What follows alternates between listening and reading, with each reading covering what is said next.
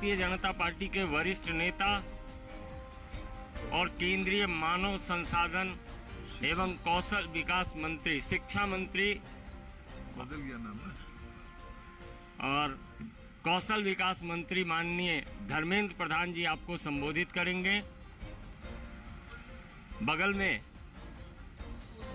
हमारे राष्ट्रीय मीडिया प्रमुख और मुख्य प्रवक्ता सांसद अनिल बलूनी जी हैं। मेरा विनम्र निवेदन है माननीय धर्मेंद्र जी से कि आपको संबोधित करें। नमस्कार मित्रों, अनिल जी, संजय जी मेरे साथ हैं। मित्रों, आज पार्टी के राष्ट्रीय कार्य समिति का दूसरी दिवस है। कल उद्घाटन के उपरांत राजनीतिक प्रस्ताव पारित हुई थी। आज पहला सत्र में सामाजिक आर्थिक संकल्प पत्र अभी पारित हो रहा है। महाराष्ट्र के उप मुख्यमंत्री, पार्टी के वरिष्ठ नेता आदरणीय देवेंद्र फडणवीस जी के द्वारा रखी गई इस प्रस्ताव को दक्षिण के हमारे पार्टी के वरिष्ठ नेता, संसदीय व्यापार तथा विदेश विभाग की राज्य मंत्री आदरणीय वी मुरलीधरन जी और हरियाणा के पार्टी के लोकसभा के सदस्य आदरणीय बहन सुनीता दुग्गल जी ने समर्थन किया। सदन उस प्रस्ताव को पारित कर रहा है। मित्रों, मैं अगर इस प्रस्ताव की कुछ मुख्य अंश आपके सामने रखूं, पिछले 8 सालों में, 8.5 सालों में प्रधानमंत्री नरेंद्र मोदी जी की नेतृत्व में एक समावेशी, सर्वस्पर्शी, आत्मनिर्भर समाज बनाने के लिए जो 2014 में पहला ही वक्तव्य में प्रधानमंत्री जी ने कहा था कि मेरे सरकार सबका साथ, सबका विकास की दायित्व लेगा, वो केवल हमारे लिए एक नारा नहीं था, एक दर्शन था, एक फिलोसफी था। पिछले 8 सालों में विशेष करके आर्थिक पक्ष हो या उस आर्थिक नीतियों के कारण उत्पन्न सामाजिक प्रभाव हो, जिसमें समाज अधिकार की विषय रखने वाला समाज, हक की लड़ाई लड़ने वाला समाज आज आत्मनिर्भरता की ओर बढ़ी है, सशक्तिकरण की ओर बढ़ी है, एम्पावरमेंट की ओर बढ़ी है। एंटाइटलमेंट से एम्पावरमेंट की एक सफल प्रवास मोदी जी की कुशल नीति, विचार स्पष्टता और सटीक क्रियान्वयन के कारण विश्व की इस कठिन परिस्थिति में भी मित्रों, देश की केवल समस्या नहीं रहा, दुनिया की सभी देशों ने कोविड से ग्रसित हुआ। आज हम अगर थोड़ा पलट के दिखते हैं, कोविड की सफल प्रबंधन की कई आयाम आज सामने आता है, जिसमें उल्लेख करने लायक विषय है स्वदेशी टीका। आज देश की 219 करोड़ लोगों को लग चुकी है। 30 करोड़ टीका हमने बाहर भी भेजा है। ये अपने आप में भारत को सशक्तिकरण करना, एम्पावर करना, आत्मनिर्भर करना, सरकार की नीति का वो दिन हम लोग ना भूले। कोरोना की शुरुआत के दिनों में प्रधानमंत्री स्वयं, जिसको कहते हैं हेड ऑन किया था, टीका बनाने के बारे में भी देश के वैज्ञानिकों को मिला, उनसे समझा, उनको दिशा दर्शन दिया और टीका बनी, टीका लगी और भारत आज सुरक्षित है। मित्रों, विश्व की आर्थिक स्थिति कैसे था? जब हमें दायित्व मिला, हम फ्राजाइल 5 की अंदर गिने जाते थे। 2014 में भारत 10वीं स्थान में अर्थव्यवस्था में दुनिया के अंदर खड़ी थी। आज जब हम अमूर्त काल में प्रवेश कर रहे हैं, अमूर्त महोत्सव मना रहे हैं, अंग्रेजों से गुलामी की हमारी मुक्ति से 75 साल पूरा कर रहे हैं, उस समय में हमने यूके को पीछे छोड़ के 5th पोजीशन पे आए। यह अपने आर्थिक नीति की एक बहुत बड़ी सफलता की स्टेटमेंट है। कोरोना की कष्ट काल में भारत की एक भी व्यक्ति भूखा ना रहे, इसके बारे में हमने दायित्व लिया। मोदी जी ने योजना बनाई, चिंता की। आज खाद्य सुरक्षा योजना के उपरांत 5 किलो चावल और 1 किलो दाल देश की जनता को, 80% जनता को दिया गया। और आज तो संपूर्ण मुफ्त में खाद्य सुरक्षा व्यवस्था, जो कुछ मूल्य होता था उसको शून्य करके बिना मूल्य की व्यवस्था कर दी गई है। आज विश्व की सकल जीडीपी के घरेलू उत्पादन में भारत 2014 में जब 2.6% कंट्रीब्यूशन कर रहा था, वो आज बढ़ के 3.5% तक पहुंची है। मित्रों, ये इससे बढ़िया संजोग आजादी के अमृत महोत्सव की अवसर पे कुछ नहीं हो सकता है। देश में जीएसटी कलेक्शन बढ़ी है। 2014 और 22 की अगर हम तुलना करें, लगभग 22.6% टैक्स कलेक्शन बढ़ी है। उस आर्थिक सशक्तिकरण के कारण वो पैसा गया कहां? आज जिला केंद्र में डायलिसिस हो रहे देश में, हार्ट स्टेंट और अन्य जरूरी हेल्थ रिलेटेड वस्तुओं की कीमत घटी है। देश में 5000 से ज्यादा जन औषधि केंद्र खुले गए हैं। आज देश की 16 करोड़ छोटे उद्यमी 7,74,000 करोड़ रुपया की मदद मुद्रा योजना में सरकार के कारण ले पाए हैं। पेंशन, ग्रेच्युटी, इसकी एक नया पैमाना आज खड़ा हुआ है। मध्य वर्गीय लोगों की घर बनाने की आकांक्षा के लिए ऋण देने की स्लैब को बढ़ाया गया और सुविधा उपलब्ध करवाया गया है। किसानों की बारे में समग्रता से चिंता करना, किसान की मार्केटिंग फैसिलिटी बढ़े, किसान की उत्पादित चीजों को सटीक मूल्य मिले, इसकी कई योजनाओं को आज सामने लाया गया है।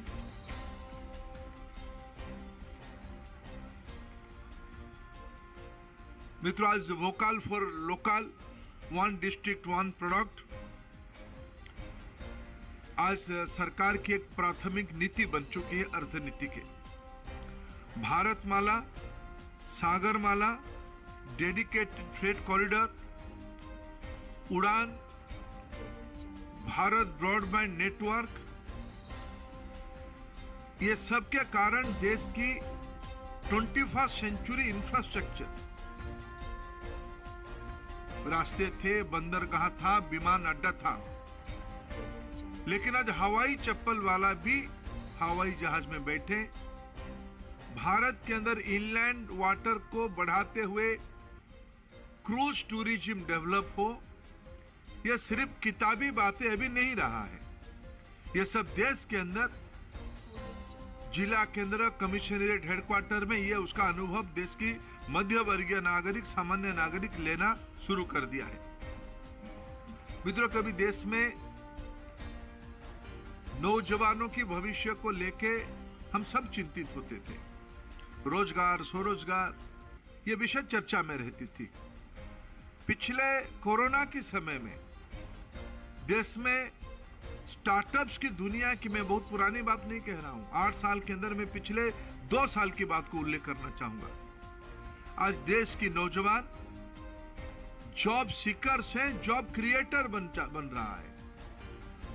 100 से ज्यादा यूनिकॉर्न, अभी हमारे प्रस्तावकों ने कई उदाहरण दिया। देश की नौजवान अपने पैर पे खड़ा होने के लिए उद्यमी बन रहा है। आत्मनिर्भर भारत, गरीब कल्याण योजना, जब कोरोना आई 20 लाख करोड़ रुपया की पैकेज से लेके सेक्टर स्पेसिफिक इंडियन मार्केट की उत्पादन को पूरा करने के लिए, देश की एक्सपोर्ट बढ़ाने के लिए प्रोडक्शन लिंक इंसेंटिव की एक नई जाल बिछाया गया है, जिसके कारण देश में रोजगार, स्वरोजगार की नंबर बढ़ रहे हैं।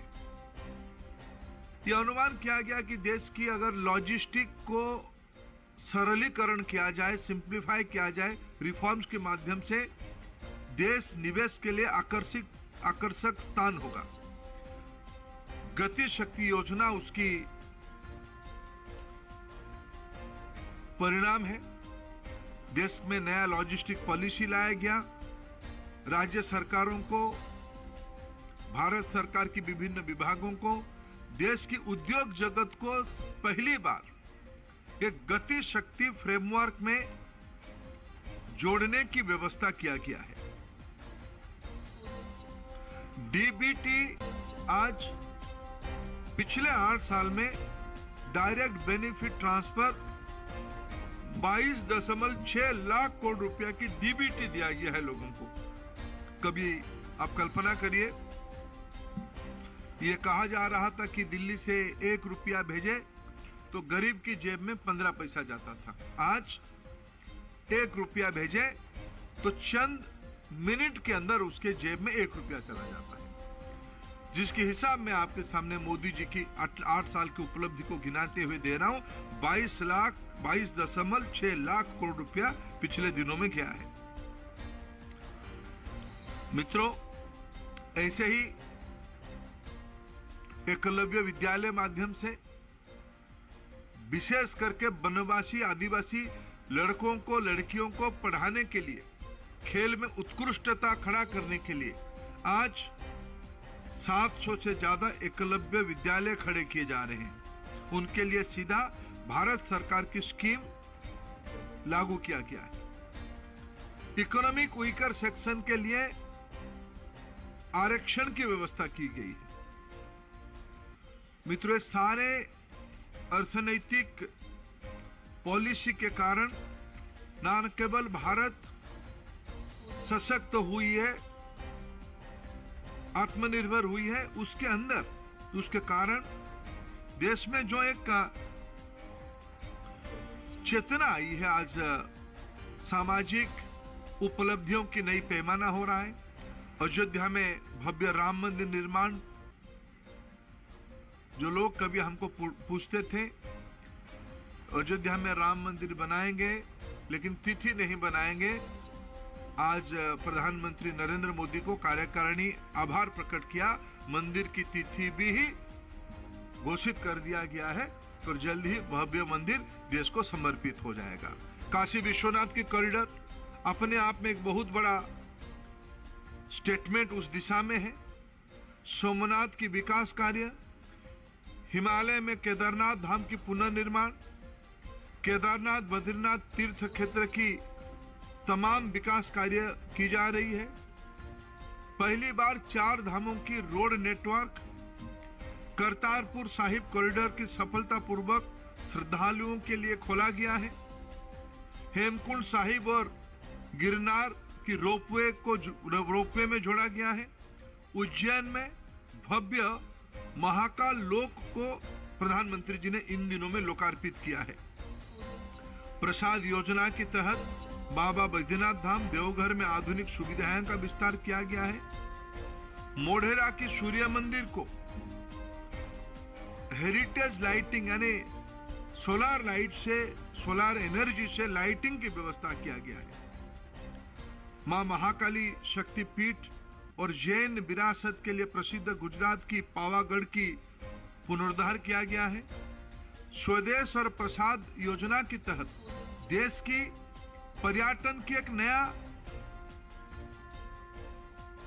डेफिनेशन किया गया है और इस सामाजिक जागृति में प्रधानमंत्री जी ने कई बार उसको बड़े विनम्रता के साथ लोगों को अपील किया है। हमें गुलामी की मानसिकता से बाहर आनी है। दिल्ली की राजपथ को अंग्रेजों ने हमारे ऊपर राज किया था। आजादी के अमृत महोत्सव ने प्रधानमंत्री जी ने उस राजपथ की नाम को बदल के कर्तव्य पथ किया है। नेताजी सुभाष चंद्र बोस जी की भव्य प्रतिमा आज उस राजपथ की शोभा बढ़ा रही है। मित्रों, आज डिजिटल इनिशिएटिव्स के कारण विश्व में जो नया लीडरशिप इमर्ज कर रहा है, भारत धीरे धीरे एक उत्पादनकारी अर्थ व्यवस्था की ओर बढ़ रही है। डिजिटल कैपेसिटी के कारण कोविन ऐप उसकी सबसे बड़ा उदाहरण है। दुनिया में यह व्यवस्था कहीं नहीं है। टीका लगाओ और सेकेंड्स के अंदर आपकी मोबाइल फोन पे डिजिटल सर्टिफिकेट आ जाए, जिसको आप प्रिंट आउट करके आपकी देश दुनिया में जाने आने में, देश के अंदर जाने में कोई दिक्कत ना हो। इससे लेकर आज देश में भारत डिजिटल ट्रांजैक्शन में दुनिया की लीडर बना हुआ है। आज अगर 100 रुपया डिजिटल ट्रांजैक्शन होती है दुनिया में, तो 40 रुपया केवल भारत में ही होती है। दिसंबर महीने में डिजिटल ट्रांजैक्शन की नई ऊंचाई हम सबको अनुभव दिया है। यह केवल ट्रांजैक्शन नहीं हो रहा है, भारत की लोगों की टेक्नोलॉजी अडेप्टेबिलिटी। सामान्य लोगों, जब प्रधानमंत्री जी ने 7 साल पहले ये कहा था हम डिजिटल इंडिया की इनिशिएटिव लेंगे, तब लोगों ने उनको, हमारी राजनीतिक प्रतिद्वंदियों ने ना समझ के, जैसे उनके अभ्यास रहता है, गाली दे देना, उन्होंने टिक्का किया था, परिहास किया था। वो आज उसका आनंद ले रहे हैं। मित्रों, मैं खुद की अनुभव बताऊं तो 1 जनवरी को मैं खुद ही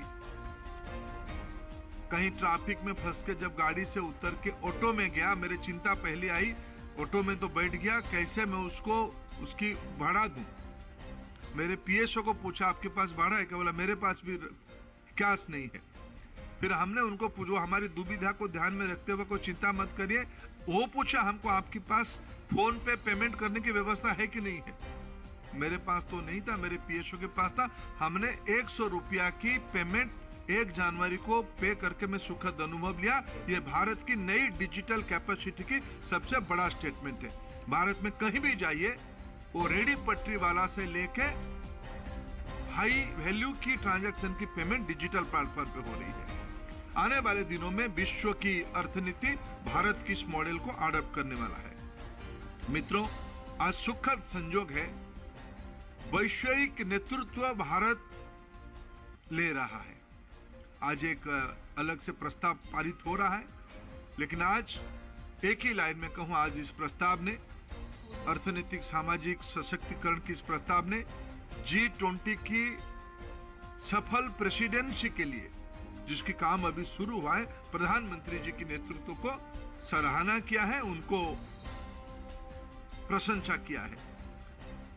मित्रों, मैं अगर एक विषय पे आज की हमारी अर्थनीति और सामाजिक सशक्तिकरण की इस प्रस्ताव में कहूं, भारत एक समय में एक कुंठित अर्थव्यवस्था के रूप में जाना जाता था।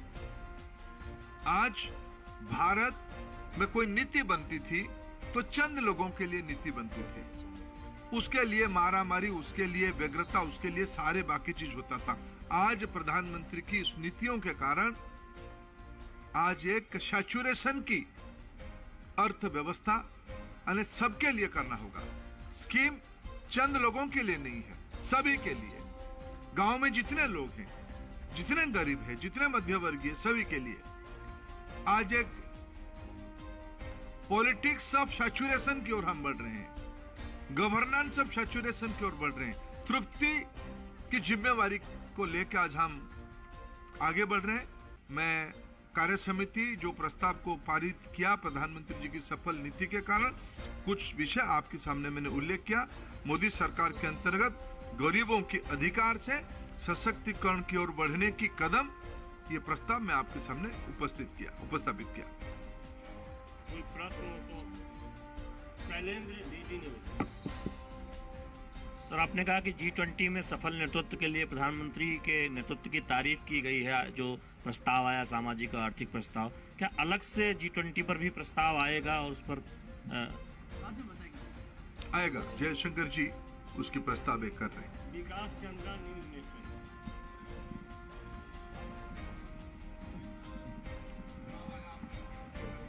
लेकिन विपक्ष बार बार केंद्र सरकार को महंगाई के मुद्दे पर घेरता है और कहता है कि केंद्र सरकार उसके लिए और आम लोगों को राहत देने के लिए कुछ नहीं कर रही है। क्या इस प्रस्ताव में कुछ चिंता व्यक्त की गई? देखिए, मैं सारे प्रस्ताव में और भी डिटेल है जो आपको थोड़ी देर में मिलेगा। देखिए, ये विपक्ष को मैं गणतंत्र में, प्रजातंत्र में उसकी आलोचना को पॉजिटिव स्पिरिट में लेता हूं। उनको तो भी कुछ काम होनी चाहिए, उनको करने दीजिए। विश्व की एक भी देश नहीं है, एक भी बड़ा अर्थशास्त्री नहीं थे, मैं वो दिन भुला नहीं, उनका नाम मैं लेना नहीं चाहता हूं, जिनको बड़े बड़े अवार्ड भी मिला है दुनिया में। उन्होंने 2020 में मोदी जी की नीति को आलोचना किया था। वो आज इस परिस्थिति में भी अभी मुद्रास्फीति की दर विश्व की अन्य देशों की तुलना में, डेवलप्ड देशों की तुलना में आदर्श की स्थिति में है। यही अपने आप में हमारा एक जिम्मेवार वाला अर्थनीतिक मॉडल का प्रमाण है। दुनिया की समस्या है, उसके अंदर भारत तुलनात्मक रूप से, जब हम एनर्जी इंपोर्ट करते हैं, जब ग्लोबल फूड चेन डिसरप्ट हो गया, उसके अंदर भी भारत की अर्थनीति मजबूत पैर पे खड़ा है। इसलिए हमने 5th पोजीशन पे यहाँ आए हैं। Devendra Parashar, lease Matthew. I would like to ask you, what is this? What do you mean by this politics of saturation and governance of saturation in the context of this crisis over this inflation as well as the unemployment? देखिए, मैंने कहा ये लीजिए कि आज देश की नौजवान में तुलना करके आपको कह रहा हूं, इतने यंग एंटरप्रेन्योर पिछले दिनों में नहीं निकलते थे। आज देश की नौजवान जॉब प्रोवाइडर बन चुका है। डिजिटल इकोनॉमी की नई नेटवर्क आ गई है। जब हम पॉलिटिक्स गवर्नेंस ऑफ सैचुरेशन कहते हैं तो प्रधानमंत्री आवास योजना हमको याद आती है। हर घर में नल में जल पहुंचाने की बात याद आती है। हर घर में बिजली पहुंचाने के लिए बात आती थी। आखिर देश की आजादी के 70-72 साल के बाद करोड़ों की संख्या में घर ना हो, बिजली ना पहुंचे, स्वच्छ ईंधन ना पहुंचे, बैंक खाता ना खुले, जिसको पिछले 8 साल में प्रधानमंत्री जी ने किया। और इस बीच में मैं खुद ही का एक विषय भूल गया, राष्ट्रीय शिक्षा नीति भी हमारी नव जागृति का एक बहुत बड़ा सुधार की पॉलिसी है। इसी को हमने कहा, विशेष करके जो 2-3 उदाहरण मैंने बताया, price rise, inflation, all these are global issues. Bharat को मैं अगर कंपैरेटिव स्थिति में खड़ा करूं, हम आज बहुत मजबूती की स्थिति में खड़े हैं। मित्रों, अभी कार्य समिति चल रही है, इसलिए आग्रह होगा, 2 लोग एक साथ बैठे हैं, विकास भदौरिया जी और अमित जी, शायद संयुक्त ही प्रश्न है, ले रहे हैं। सवाल ये है कि कल जो राजनीतिक प्रस्ताव था जिस पर कहा गया कि प्रधानमंत्री पे आरोप लगते हैं, कोर्ट ने भी उसका जवाब दिया, तो मल्लिकार्जुन खड़गे जो कि अध्यक्ष है वो कह रहे हैं कि कोर्ट क्या कह रहा है वो तो अलग बात है, लेकिन ये भी सच है कि नोटबंदी के दौरान लोग लाइन पर खड़े थे, लोगों की जान गई, उसको लेकर बीजेपी क्या कहेगी? मैं इतना जानना चाह रहा हूँ धर्मेंद्र जी, मैं इतना जानना चाह रहा हूँ कि उस दिन ऑटो यात्रा करने के बाद क्या आपने डिजिटल पेमेंट ऐप डाउनलोड किया? कौन सा किया? नहीं, मैंने नहीं किया अभी तक, कर लूंगा मैं। मित्रों